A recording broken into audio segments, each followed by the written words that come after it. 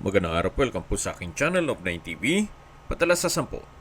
Meron po ba kayong mga properties na napapabayaan or non-performing assets? Plan nyo ibenta, pero wala kayong oras sa pagbenta nito.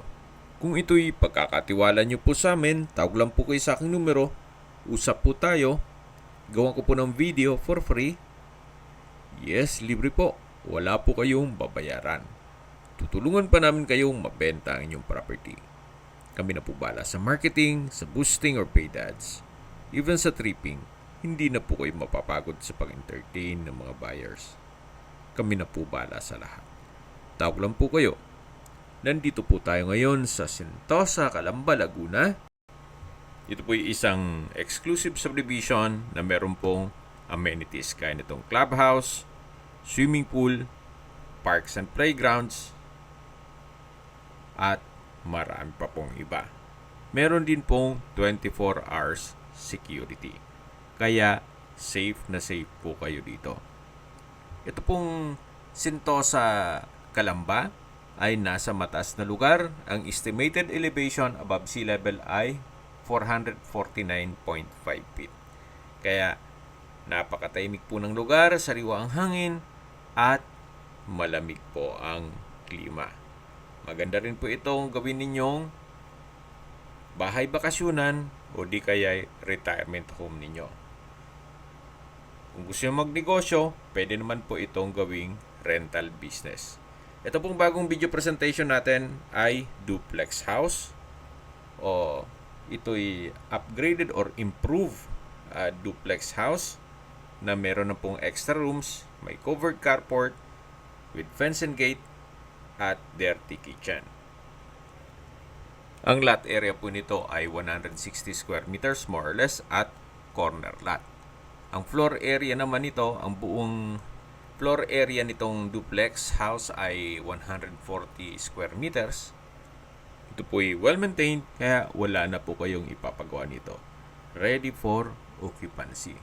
Dito po sa loob ng bahay ay meron pong 4 units na air condition at maganda rin pong itong pangalawang unit o inner unit ay pwede nyong paupahan para maging income generating at yung corner unit naman ay inyong tirahan. Pag inner unit po ang monthly na rental ay nasa 10 to 12,000, then pag corner naman nasa 15,000 pesos. Kaya kung sakali man po na malayo pa naman ang pagre-retiro ninyo at gusto nyo paupahan itong dalawang bahay, kikita po kayo ng 25,000 pesos a month. Pasok na po tayo.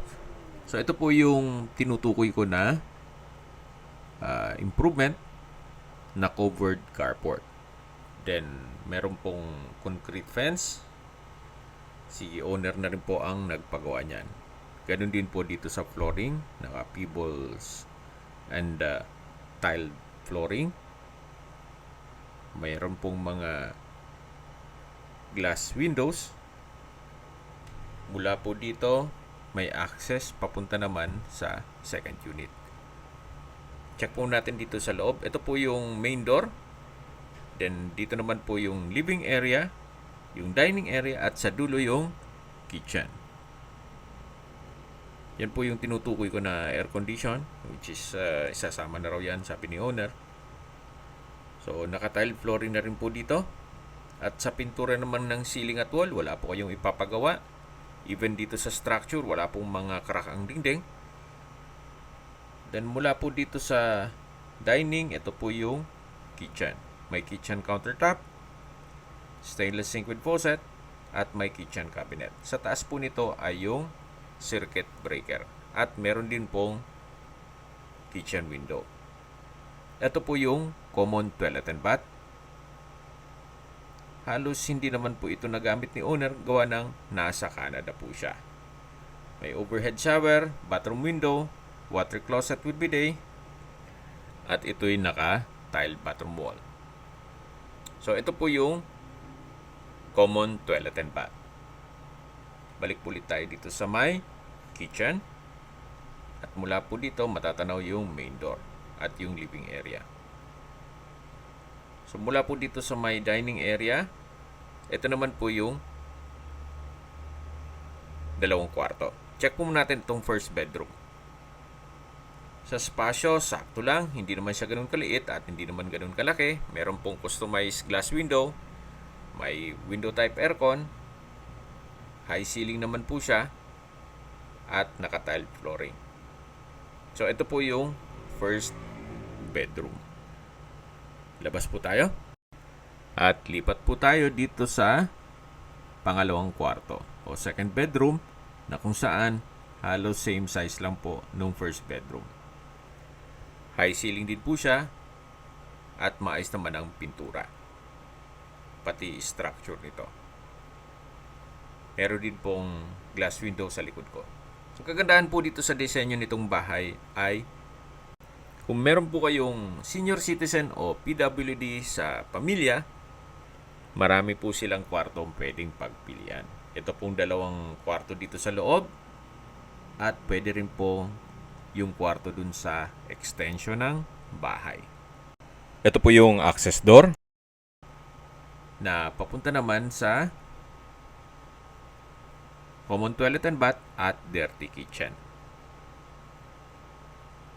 Ito po yung tinutukoy ko na improvements pa na pinagawa ni owner.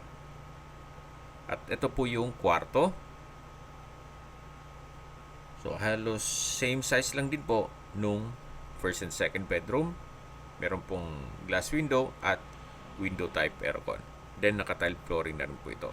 Ito po yung access gate na papunta sa garahe. Na kung saan dyan po tayo galing kanina. At yan po yung main gate. So medyo malaki din daw po ang nagastos ni owner dito sa improvement nitong bahay.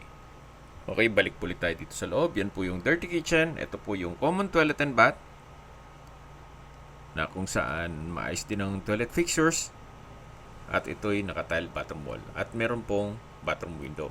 Actually, kung gagawin talagang rental business, ito pong nakabukod na extension ng bahay, pwede pong paupahan. Gawa ng meron din pong isang banyo dito. So, ito po yung service area. Then, yan naman po yung kabilang unit na may dirty kitchen. Mamaya po ikutan natin yan. So, balik po muna tayo dito sa kabilang unit na kung saan ito po yung dirty kitchen. Yan po yung common toilet and bath. Ito yung formal kitchen. At dito po yung dining at living area. Then, dito naman po yung main door na may aluminum screen door. Yan po yung pedestrian gate. At dito naman po yung second unit. So, para hindi kayo malito at atras muna tayo. So, ulitin ko po, duplex house po ito. Ito po yung corner side ng duplex house at ito naman yung inner side o inner unit na kung saan nakabukod po ang kanyang main gate at pedestrian gate. Okay, pasok po tayo. So mula po dito sa inner unit, matatanaw naman natin yung corner side. Meron po itong glass window. At itong garahe, siguro po ang kakasya dito ay compact car. Pero meron namang common car park dito sa harapan kung sakaling malaki ang sasakyan ninyo. Actually, pwede po itong extend pa ang bahay dito na pwedeng gawa ng another room. Ito naman po yung main door na may aluminum screen door at naka-solid wood door. So, dito naman po ay yung living area. Ang kagandahan po pag maraming glass windows ay nakakapaaliwalas ng bahay kahit po maliit po siya. Mula po sa living area, sa dining area hanggang kitchen ay open concept lang po ito. Isa pa po yun sa nakakaaliwalas sa bahay. Then naka-tile flooring. Maayos ang pintura ng ceiling at wall. Ang structure, walang crack. May kitchen countertop kitchen cabinet, at kitchen window. Sa taas lang po nito yung circuit breaker. Then may mga outlet lang po sa gilid nito. At dito naman po yung common toilet and bath na kung saan maayos din ang toilet fixtures. May water closet with bidet, shower, hand wash basin, at bathroom window. Meron din pong tile bathroom wall. Dito po yung formal kitchen, dining area, living area, at sa dulo yung main door. Meron din pong dalawang kwarto dito. So ito po yung first bedroom. Halos same size lang din po ng mga kwarto dun sa unang unit. May sariling glass window, high ceiling, maayos din ang pintura ng ceiling at wall, at may mga outlet na rin po. Then naka-tiled flooring. So far wala po kayong ipapagawa dito. Kaya nasabi ko sa inyo kanina, halos hindi naman po ito natirahan ni owner, gawa ng madalas nasa Canada po siya. At meron din siyang ibang bahay. Ito naman po yung pangalawang kwarto. Same size with the other rooms dun sa kabilang unit. May glass window, window type aircon, high ceiling, maayos ang pintura ng ceiling at wall, at structure nito. So paglabas nyo po dito sa mga kwarto, dito po yung living area, yung dining area, at yung formal kitchen. At ito po yung access door na papunta naman dito sa service area na kung saan galing na po tayo dito kanina. At dito naman po ay nag-serve as natural ventilation din sa mga kwarto. Balik po ulit tayo dito. Ito po yung dirty kitchen na isa to sa improvement. At meron din pong common toilet and bath. May water closet with bidet, hand wash basin, bathroom window, shower, at tile bathroom wall. Then dito naman po yung dirty kitchen. Naka-tiled kitchen countertop, stainless sink with faucet. At dito po yung access door na papunta naman dito sa garahe. Then matatanaw natin yung main gate. Okay, sa distance, location at travel time portion na po tayo. Mula po sa Calamba Toll Plaza, ang distance is 7 kilometers at ang travel time is 18 minutes. Mula naman po sa University of Perpetual Help, ang distance is 5.5 kilometers at ang travel time is 16 minutes. Mula naman po sa Calamban National High School, ang distance is 4.3 kilometers at ang travel time is 13 minutes. Mula naman po sa SM Calamba, ang distance is 7.1 kilometers at ang travel time is 21 minutes. Mula naman po sa Calamba Medical Center at Calamba Doctors Hospital, ang distance is 6.1 kilometers at ang travel time is 20 minutes. Yan po yung lagi kong binabanggit sa aking video na dapat niyo i-consider sa paghanap ng property, yung meron pong malapit na hospital. Hindi ko naman po sinasabing sakitin kayo, yan naman po ay for emergency purpose lang naman. At mula naman po sa Manila o airport, ang distance is 48 kilometers at ang travel time is 1 hour and 12 minutes. Okay, sa presyo na po tayo. Binebenta po ito ni owner sa halagang 6.8 million pesos. Ang presyo po yan ay para na sa dalawang bahay na kung saan meron na pong improvement. At net na po yan sa kanya. Ibig pong sabihin, si buyer na po ang sasagot sa lahat ng taxes at expenses with regards to documentation. Kung ang interested buyer po ay nasa Canada, mas mapapabilis po ang inyong transaksyon gawa ng nandyan din po siya.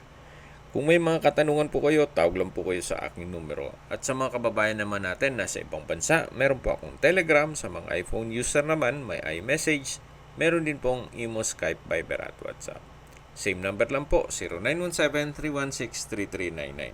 Sa mga nagtatanong naman po ng aming Facebook, meron po kaming Facebook page na Nov9TV at Facebook Real Video. Meron din pong TikTok at Instagram. May ibang YouTube channel po kami na The Nov9TV Channel, Nov9TV Listings, at Nov9TV on the spot. Real talk, real fast. Sana po naibigan yung ang video presentation. Paki-like and subscribe na lang po sa aking channel para ma-update din po kayo sa aking future listings. Kung sakali po hanap nyo yung mas malaking sukat ng lupa, meron din po kami ibang listings na pwede nyong pagpilian. Huwag po kayo mag-atubiling tumawag sa amin, then let us know your budget para malaman namin kung anong property pwede namin alok sa inyo. Sa lahat ng viewer, subscriber at nagtiwala po sa amin, salamat po sa suporta. Ingat po kayo lagi at yung pamilya. Maraming salamat po.